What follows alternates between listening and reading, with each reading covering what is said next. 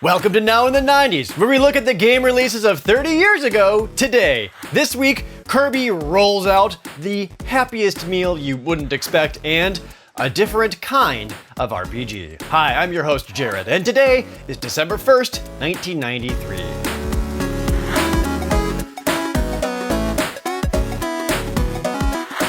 He's only been around for a year and he's already getting spin-off titles. Released on November 30th, 1993, was Kirby's Pinball Land for the Nintendo Game Boy. Some play games that go, and some play games that go. Well, now there's Nintendo's new pinball video game called Kirby's Pinball Land. And Kirby's all over the place. All you do is keep Kirby as long as you can. Get Nintendo's new Kirby's Pinball Land for Game Boy, and we'll bet you won't go.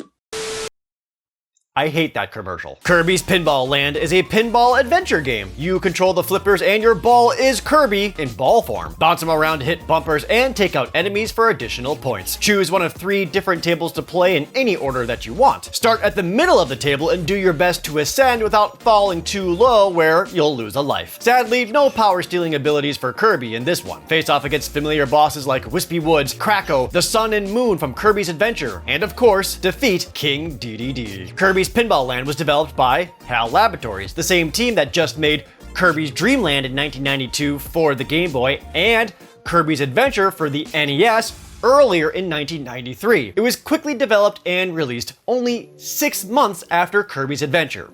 This is because HAL Laboratories has experience with making pinball games.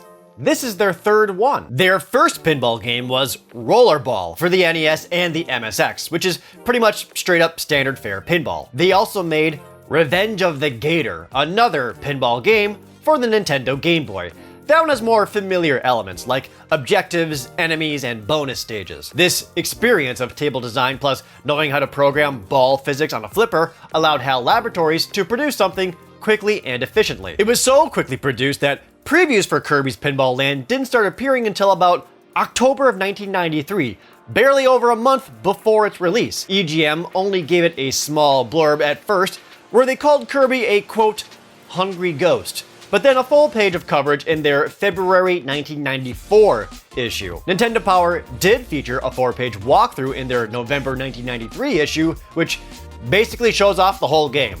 Seriously, you can finish the entire game in like 12 minutes. It actually reviewed pretty well too, despite how simple it is. EGM graded it with a 7.25 out of 10, calling it one of the best pinball games they've ever played, even if the Game Boy's motion blurred graphics is a detriment. Nintendo Power awarded an average score of a 3.75 out of 5, and GamePro gave it a 4.6 out of 5, calling it as fun as any of the top Game Boy titles. Nintendo Power would also call it the 5th best Game Boy game of 1993. Kirby's Pinball Land would also be released on the Nintendo 3DS eShop in 2012, and that's the only port it's ever gotten. More importantly, it did lay the groundwork for other games. The very same engine was used many years later to develop the widely loved Pokemon Pinball for the Game Boy Color in 1999. Sometimes a game comes out that has no right going as hard as it does. Released at the end of November 1993 for the Sega Genesis,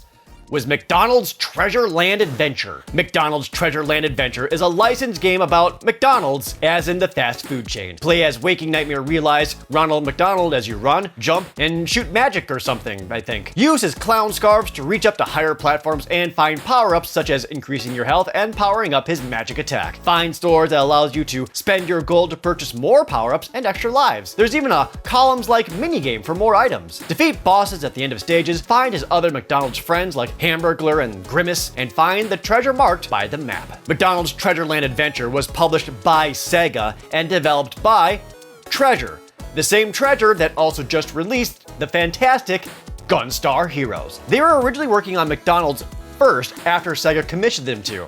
Treasure hadn't even existed a year yet, so Sega kept things simple and made them make a licensed game. Now, this has never been documented, but I'm pretty sure Treasure's response to that was, "Oh yeah? Oh, we'll make you a licensed game, all right." Treasure Land Adventure is actually really good. It's still a baby game for babies, but an impressive one at that. It has vibrant, great graphics with lots of visual effects that Treasure would be known for on the Sega Genesis. The gameplay is solid and enjoyable, even if it is basic. The boss fights are also impressive in design and visuals, even requiring you to sacrifice part of your maximum life in order to hit them at all. It's a good game, y'all. So good that this is what Sega saw Treasure making and then no longer had any reservations about them. Treasure Land Adventure wasn't even finished yet, and Sega told them, okay, yeah, go ahead, make anything you want.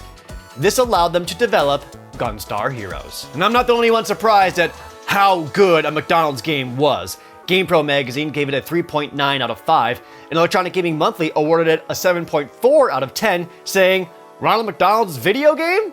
Guess what? It's pretty good. It would also do really well. Sega projected that it would sell 500,000 units. Pretty good for a licensed game.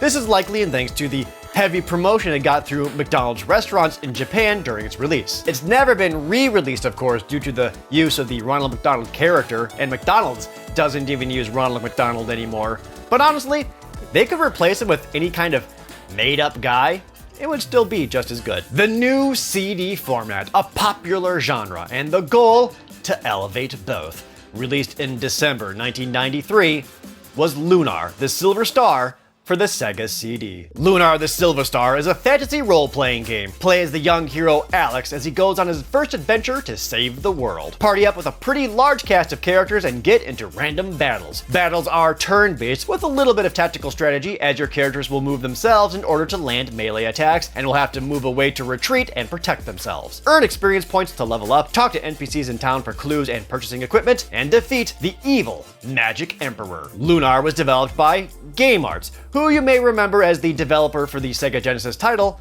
Elysia Dragoon, and published by Working Designs, who specialize in releasing niche Japanese titles. Lunar the Silver Story is the biggest project that Working Designs has done yet, as it was heavily requested by fans because people wanted a good RPG for their Sega CD, and because of just how much text is in the game. Staff of Working Designs said that they translated the entire game in only 8 weeks, working around the clock to do so. Because of this, and I assume delirium from sleep deprivation, they also made some questionable localization choices, like including a lot of jokes and references to American pop culture. Seriously, there's an NPC who asks how many licks it takes to get to the center of a Tootsie Pop. Early previews for the game started in 1992 thanks to GamePro magazine.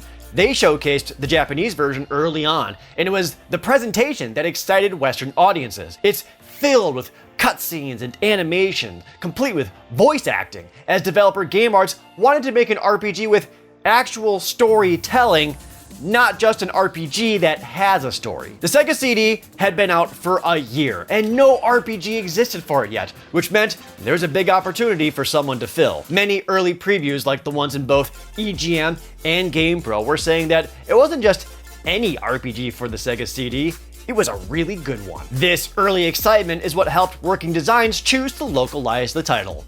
The English voice acting isn't amazing, as most of the roles went to employees of Working Designs. The one main exception is that the main hero, Alex, was voiced by a then 11-year-old Ashley Ward Parker, who would go on to be a member of the 2000s boy band O-Town. At its release, Lunar was received really well. In Japan, it practically had a 1-to-1 ratio of copies to Sega CDs sold. Western reviews were very positive, with EGM magazine grading it an average score of a 7.6 out of 10, finding the battle scenes a little dull. GamePro magazine gave it a 4.5 out of 5, stating, "Finally, an RPG for the Sega CD."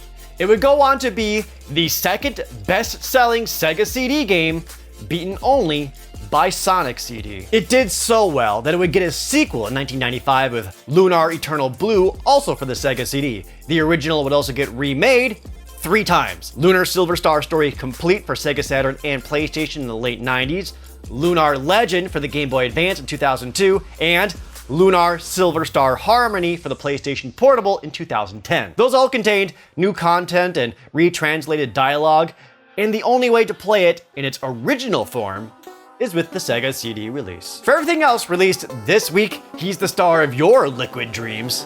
Here's Editor Dylan.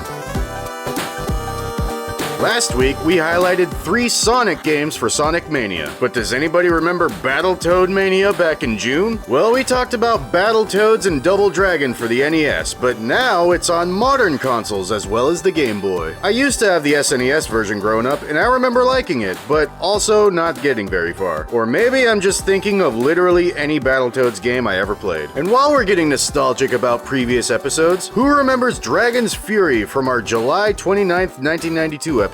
In it, we talk about its sequel or spiritual successor, Dragon's Revenge, which released this week on the Genesis. That's right, Kirby's not the only pinball game this week. Here's a quick recap. It's pinball, but metal as f***.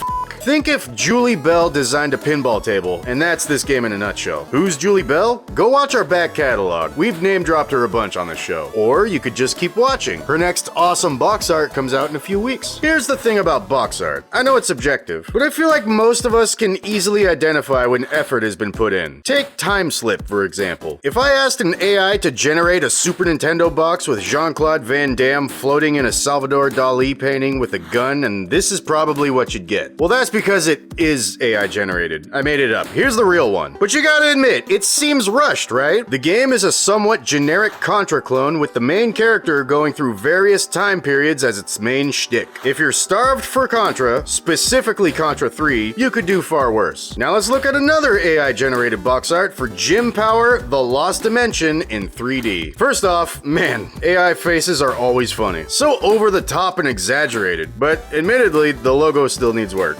Clearly, AI still can't handle words. I mean, that obnoxious green font is nearly indecipherable. But I can't say that it's not interesting. Probably because I deceived you yet again. This is the real box art, and it kicks the AI's ass. Here's the AI one. But enough about box arts for today. Unlike Time Slip, this game is a real smorgasbord of genres. Sure, you got the Mode 7 top-down shooter section straight out of Contra 3, but it also ranges from run-and-gun side-scroller to horizontal jetpacking shmup, and variations of those with vehicles. But the one thing that keeps it from being a hidden gem is that bass-ackwards 3D gimmick. From what I understand, parallax scrolling is the illusion of depth typically in a 2D side-scrolling game. See how the foreground and background moves slower in the opposite direction the player goes? Well, with Jimmy P, the background goes faster in the same direction, almost as if it's sprinting past you. Maybe it looks better with the pack-in glasses, but I seriously doubt it. Let's pick up the pace here. When we talked about 2 Disney games based on the same movie, it went really well last time. So let's try it again with Beauty and the Beast. First up is Belle's Quest, which has you casually strolling through town, talking to NPCs, picking various dialogue options. You dance, ride a horse for a while. You can dance a little more. Boring! Me want man game. Roar of the Beast has you go from beating up boars in your home to beating up bears in their home. Then freeze frame on the least flattering shot of Belle that you could find. Seriously, how is this the one you guys chose? Then move on to beating up bears in your home because they don't feel safe in their home anymore. Now this could just be me, but it seems like they're catering to different audiences. The new neighbors are moving in. Maybe they'll have someone you can play with.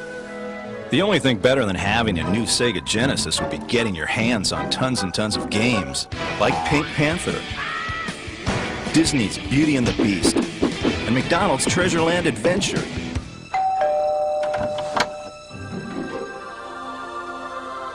Do you want to play Sega Genesis?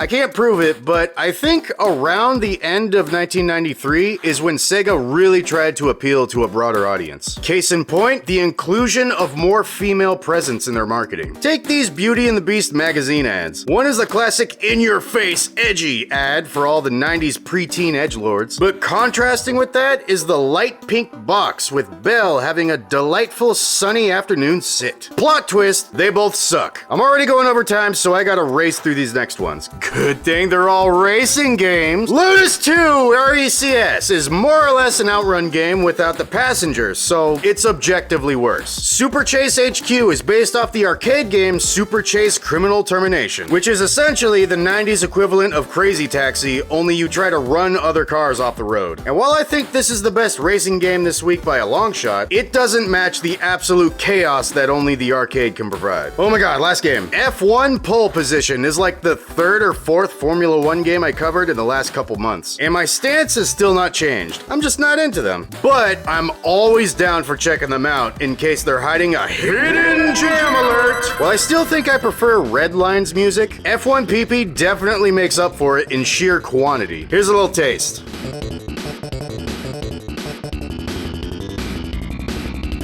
What can I say? I'm a sucker for a good bassline. 16 games released on these consoles this week in 1993. I actually had a bit of a personal story with the Chase series, but there are over 60 games released this month, so I have to be very selective about what I spend more time on. Let me know if there's a particular game you think I should focus on more than others, and I'll do my best to make sure it gets the spotlight it deserves. Unless it's just another damn sports game. Thank you, Dylan. Alright, I'll stop. Here in the collector's corner, Lunar Silver Star is this week's biggest value gainer. It had a release price of $59.95. Now, just the disc alone is over $90 and $170 for a complete copy. If you really want to collect them though, there are 7 different artwork variations of the game disc, though they all share about the same price. Kirby's Pinball Land was a cheap Game Boy game, and it still is. It had a budget retail price of $29.95. The cartridge alone is worth about $14, and it's only up to $65 with the cardboard box and the manual. McDonald's Treasure Land Adventure is an obscure, valuable Sega game. It released costing $54.95, and if you have the cartridge, it's now worth $50, while it's currently at $165 for a complete copy. And that's it for today.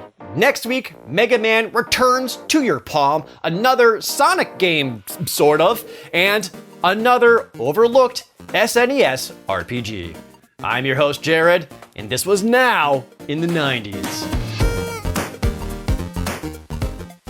Thank you so much for watching Now in the 90s. I want to thank some patrons like Alexander Williams, Mega Drive Man, and Looney Lummox. Please like the video and leave a comment down below, especially if you played any of the games that we talked about this week, and subscribe if you haven't already. And if you already are a subscriber, thank you so much for watching this show every single Friday. I don't own Lunar Silver Star on the Sega CD at all, but I do have Lunar Silver Story Complete for PlayStation 1.